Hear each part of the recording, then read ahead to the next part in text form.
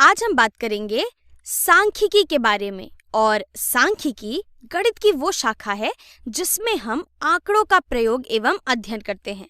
और जब हम सांख्यिकी की बात कर रहे हैं तो हम चर्चा करेंगे कि वर्णनात्मक सांख्यिकी क्या होती है। तो वर्णनात्मक सांख्यिकी में यदि मेरे पास एक आंकड़ों का संग्रह है, यदि मेरे पास खूब सारे आंकड़े हैं और अगर मुझे उन सभी आंकड़ों को बिना किसी को दिखाए उन सबको एक संक्षिप्त रूप में प्रदर्शित करना है, अगर मुझे एक छोटा संक्षिप्त रूप चाहिए उन सभी आंकड़ों को प्रदर्शित करने के लिए, तो हम वर्णनात्मक सांख्यिकी का इस्तेमाल करेंगे। और जब हम वर्णनात्मक सांख्यिकी को पढ़ चुके होंगे तो हम सीखेंगे कि किस प्रकार से उन आंकड़ों को जिन्हें हमने वर्णनात्मक सांख्यिकी में उपयोग किया है, उन आंकड़ों द्वारा हम कुछ निष्कर्ष निकालेंगे और उस निष्कर्ष को निकालने के लिए हम अनुमानित सांख्यिकी का उपयोग करेंगे। अनुमानित सांख्यिकी। और अनुमानित सांख्यिकी में हम आंकड़ों का इस्तेमाल अर्थपूर्ण निष्कर्ष निकालने के लिए कर सकते हैं और इसके बाद हम उन आंकड़ों के बारे में कई सारी जानकारी प्राप्त कर सकते हैं, हम कई सारी जानकारी इकट्ठा कर सकते हैं अनुमानित सांख्यिकी का उपयोग करके। तो चलिए देखते हैं कि हम कैसे आंकड़ों की व्याख्या कर सकते हैं। और इसके लिए मैं एक उदाहरण लेना चाहूंगी। मान लेते हैं कि मेरे बगीचे में कुछ पौधे हैं और उन पौधों की ऊंचाई को मैंने नाप रखा है। मान लेते हैं कि एक पौधे की ऊंचाई है 4 इंच, एक की ऊंचाई है 3 इंच, 1 इंच और एक की ऊंचाई है 6 इंच, 1 इंच दूसरे पौधे की भी ऊंचाई है और एक पौधे की ऊंचाई है जो सबसे आखिरी पौधा है उसकी ऊंचाई है 7 इंच। अब ये सारी संख्याएं दर्शाती हैं हमारे 6 पौधों की ऊंचाई को। यहाँ पर हमारे पास 6 संख्याएं हैं जो अलग अलग 6 पौधों की ऊंचाई को दर्शाती हैं। तो अब अगर कोई मुझसे बाहर मिलता है और मुझसे पूछता है, अरे सुप्रिया, तुम्हारे जो पौधे हैं उनकी ऊंचाई लगभग कितनी होगी, तो मैं उन्हें क्या बताऊंगी? क्या मैं उन्हें इन सभी आंकड़ों को एक एक करके बताऊंगी? जी नहीं, ये अच्छा तरीका नहीं होगा। तो मैं प्रयास करूंगी उन्हें एक मध्य की संख्या देने का, उन्हें एक ऐसी संख्या देने का जो इन सभी मानों को बराबर रूप से दर्शा सके। या तो मैं इन सभी संख्याओं में से जो सबसे ज्यादा बार आती है वो संख्या उन्हें बता दूंगी, या तो मैं यहाँ पर इन सभी संख्याओं में से जो मध्य की संख्या है वो उन्हें बताऊंगी, या फिर मैं ऐसा कुछ प्रयास करूंगी कि मैं इन सभी संख्याओं का मान आसानी से दर्शा पाऊं। और अगर आप ऐसा ही सोच रहे हैं तो ये बिल्कुल वही सोच है जो शायद सांख्यिकी के गणितज्ञों ने अपनाई होगी जब वे सांख्यिकी की रचना कर रहे होंगे। तो चलिए इस चर्चा को आगे बढ़ाते हैं और इसको समझने के लिए हम चर्चा करेंगे औसत की। औसत एक ऐसा शब्द है जो आप रोजमर्रा की जिंदगी में अक्सर सुनते ही आए होंगे, लेकिन अक्सर जब लोग औसत की बात कर रहे होते हैं तो वो दरअसल अंकगणितीय मध्य की बात कर रहे होते हैं। और हम चर्चा करेंगे अंकगणितीय मध्य की थोड़ी देर में। चलिए पहले लेकिन हम औसत की बात कर लेते हैं। और सांख्यिकी में औसत दर्शाता है हमारी उन संख्याओं के, हमारे उन आंकड़ों के केंद्र बिंदु को, या फिर हम कह सकते हैं जो हमारी मध्य वाली संख्या है वो दर्शाता है औसत। और औसत एक प्रयास है आंकड़ों का, या फिर हम कह सकते हैं सांख्यिकी में केंद्रीय प्रवृत्ति को दर्शाने का। यहाँ मैं लिख देती हूँ केंद्रीय प्रवृत्ति। तो औसत की जानकारी हमें आंकड़ों की केंद्रीय प्रवृत्ति को समझने में मदद करता है। अब अगर हम औसत की बात करें तो अक्सर आपने लोगों को कहते सुना होगा, अरे तुम्हारी परीक्षा में कितने अंक आए हैं? और जब भी आपसे कोई अंक पूछता है परीक्षा में तो क्या आप उसे प्रत्येक विषय के अंक बताते हैं? जी नहीं, आप उन सभी अंकों का औसत निकालते हैं और उन्हें बताते हैं।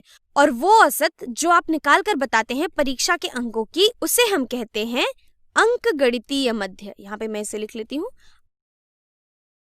अंकगणितीय मध्य वो संख्या है जो हमें सभी आंकड़ों की मध्य वाली संख्या को दर्शाती है। और इसका पता लगाने के लिए हमारे पास जो भी आंकड़े हैं हम उन सभी को जोड़ देते हैं और जो भी हमारे पास योगफल आता है उसको हम विभाजित कर देते हैं कुल आंकड़ों की संख्या से। तो यहाँ पर ये मेरे पौधों की ऊंचाई है और अगर मुझे यहाँ पर औसत दर्शाना है अपने पौधों की ऊंचाई का तो मैं यहाँ पर इन सभी ऊंचाइयों को जोड़ दूंगी।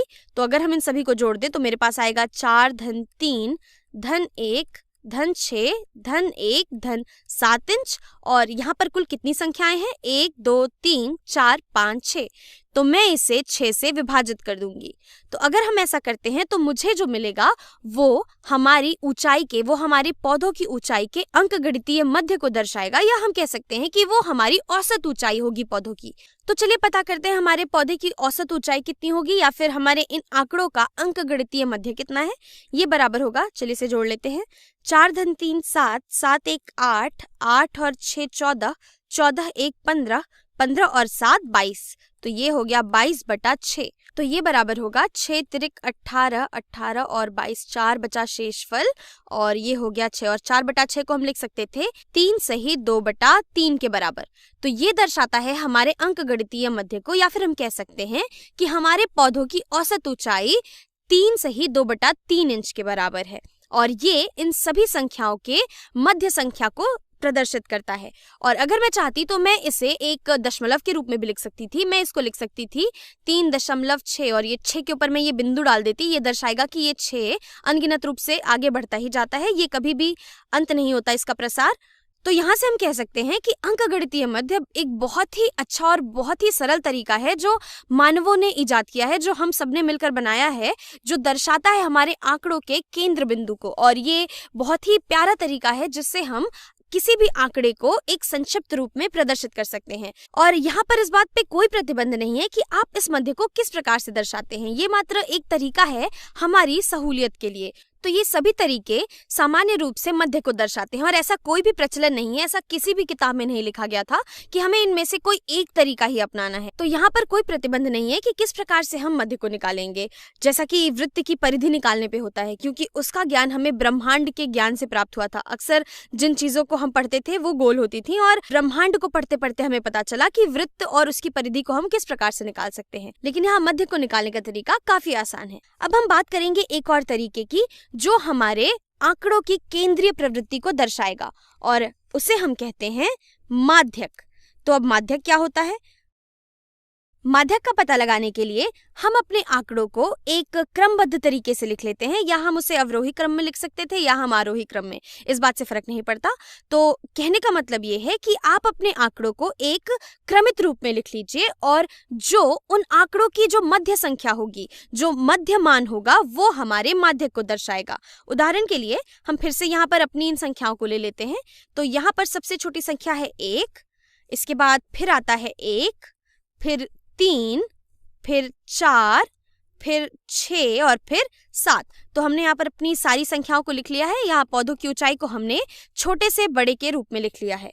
अब यहाँ पर जो बीच वाली संख्या होगी वो दर्शाएगी हमारे इस आंकड़े के मध्यमान यानी कि माध्यक को। तो अब अगर हम इस आंकड़े को देखें तो यहाँ पर इन आंकड़ों की जो संख्या है वो सम है। यहाँ पर हमारे पास जो आंकड़े हैं उनकी गिनती सम है।